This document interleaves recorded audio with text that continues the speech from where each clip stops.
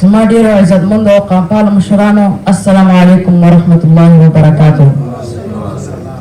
د هر څه نه د مخه ستاسو ټول درنو مشرانو ډیره مننه کوم چې ماته مو ستاسو په شان د شملورو مشرانو په مخ کې د ودرېدو او خبرو کولو وخت او جرأت راکړو. دا ستاسو درنو مشرانو د خپلو نوي کول سره د مینې او شفقت ښکاره ثبوت دی. زه د ځان لپاره دا مناسب نه ګڼم چې داسې درنو مشرانو په مخ کې خپل خبره وکړم، خو د نننۍ غونډې په مناسب غواړم چې د وطن د یو پیاوړي لور محترمې وړانګې پرانیستی خط چې د وطن شهید ګیلمن وزیر ته یې لیکلی تاسو ته په ټکي په ټکي واورم. محترمې وړانګې وطن شهید ګیلمن وزیر ته یې لیکي: پوهېږم چې د سر پر هر به دې لا نه وي ورغلی، پوهېږم چې ستلی وجود به دې لا هم نارامه وي، پوهېږم چې زړه به دې ډېرې خبرې غواړي چې خپل وطن ولس ته یې وکړې، خو ستا ساکت وجود تا ته اجازه نه درکوي. خو دا دی نن ستا د تګ کال پوره کېږي چې له موږ د لارې خپل ابدي ټاټوبې ته د کډه کړې، خو لا هم ستا شاعرونه او شعارونه د وطن په ګوټ په ګوټ کې ازانګي کوي. لا هم وخت نه وخته وطن پاله او ملت پاله ملګري ستا په شاعري خپله تنده خړوبوي، خو چې ته تللی یې په وطن د ویر سوری خور دی.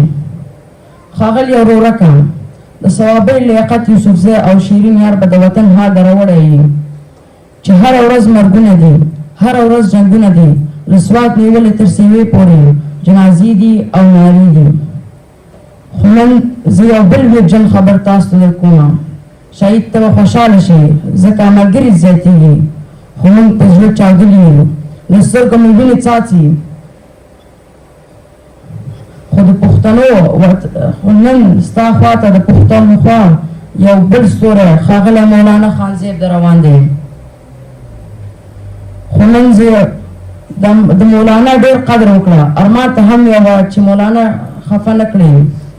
ډېر ستړی دی او ډېر لوی ارمانونه یې د ځان سره درولي دي.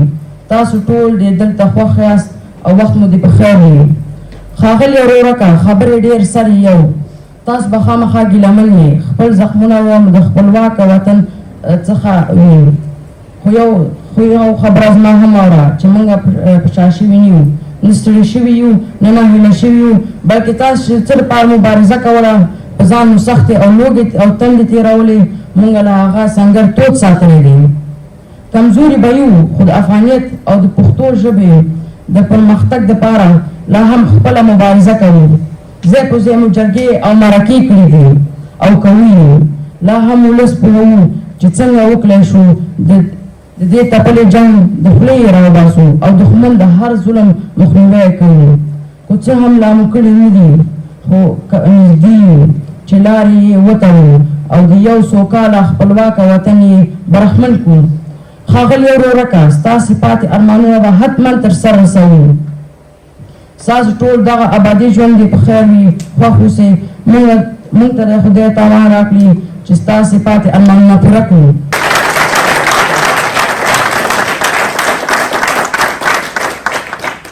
بیا هم د ستاسو نه ډېره ډېره مننه کوم او والسلام.